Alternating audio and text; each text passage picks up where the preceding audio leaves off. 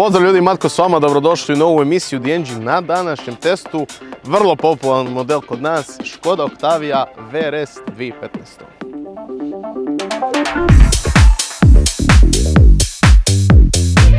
Nedavno ste kupili ili sada razmišljate o kupnji rabljenog automobila.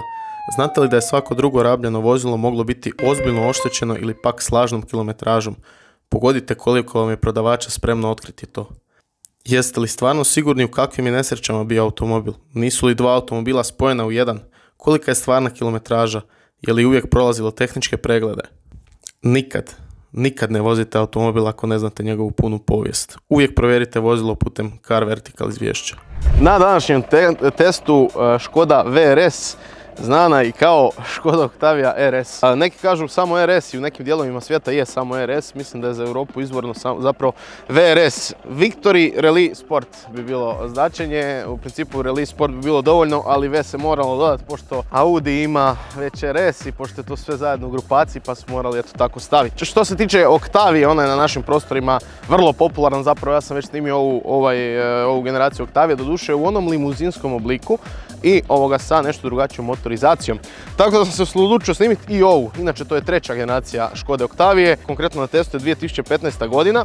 Proizvodila se do 2019. s time da je 2017. došao facelift. Sad ona moja klasična priča, čak mi je ljepši nego facelift. 99% automobila je bolji facelift nego prije facelift. Jedina stvar evo kod ove Škode, nakon facelifta koja mi se ne sviđa, koja mi je bolja na ovom ovdje modelu su svjetla.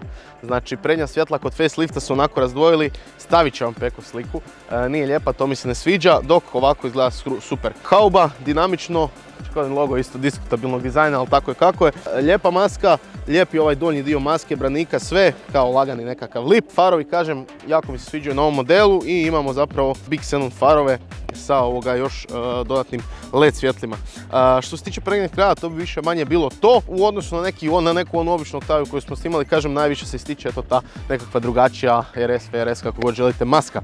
Zbog automobila vidite da se ovdje radi o takozvanoj kombi verziji, što bi kod Škode označavalo karavansku verziju. I ono što se meni najviše sviđa sa boka su definitivno felge.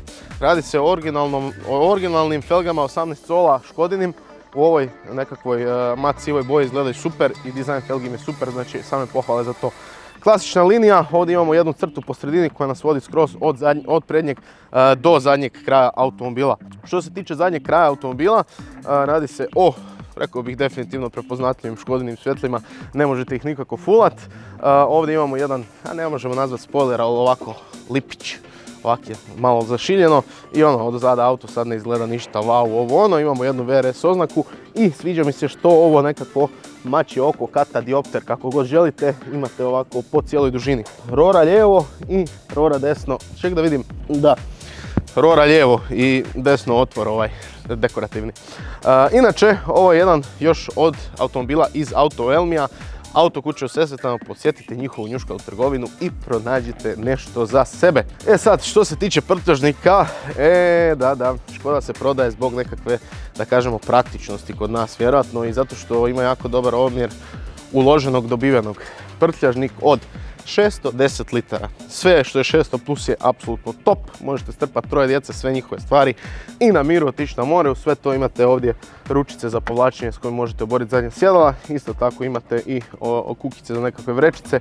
Džep je tu vam je i takozvana, inače radi majke mi, takozvana pokrivka i to je to. Možemo se baciti na motor vozila. A što se motora tiče, nešto što ste kod mene na kanalu već viđali. Kao što vidite po masci, radi se o dvolitrenom turbodizelašu iz Volkswagen grupacije. Viđali smo ga na Volkswagenima, na Audijima, na Škodama. Sve je to više manje slično, samo ga svaki proizvođač još malo prilagodi sebi. Što se tiče konkretno ovog modela, uparen je sa prednjim pogonom i DSG mjenjačem koji bi trebao biti, odnosno je ono nekako 2.0 TDI i DSG, to vam baš onako ide jedno uz drugo kao prst i nokat. Škoda Octavia u interijeru. Možemo primijetiti da se radi o Škodici. Zašto?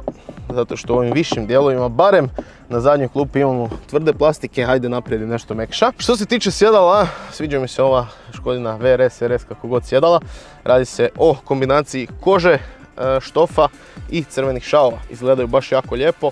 ovoga i prednja i zadnja, tek ćemo se dotaknuti prednjih kad dođemo naprijed. Udobno se sjedi, mjesta za glavu i više nego dovoljno, za ramena baš onako zapravo jako lijepo se sjedi. Isto tako za noge dovoljno mjesta i za koljena i dole se mogu podvući, tako da dva putnika će se na zadnju klupu jako dobro smjestiti. Isto tako imamo središnji naslon za ruku zajedno sa 3 čak cup holdera i to bi bilo to. Crno nebo, to je isto onako dosta lijepo. Škoda Octavia RS 2015 iznutra. Što se tiče volana, on mi se jako dopada. Radi se o trokrakom multifunkcionalnom kožnom volanu, perforirana koža u biti skoro na cijelom volanu, jednu tu gore imamo eto malo za promjenu dizajna običnu kožu zajedno sa crvenim šavovima, multifunkcijama i klavir crvenom plastikom, što se mene tiče super.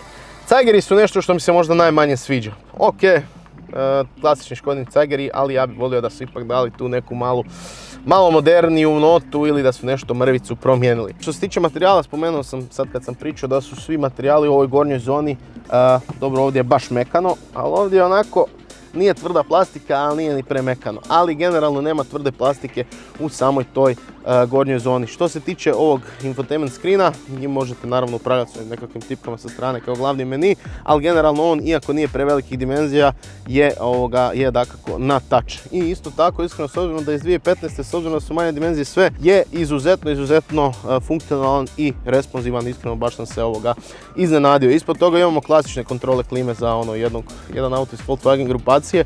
Još od Golfa 5 imamo ove scrollove. Ispod toga AUX kabel, USB, jedan pretinac i dolazimo do samog mjenjača. Iznad mjenjača imamo neke kontrole, imamo tu RS Mode oznaku zato što imamo modove vožnje Eco, Normal, Sport i Individual naravno. I dolazimo do DSG mjenjača gdje piše gore DSG RS.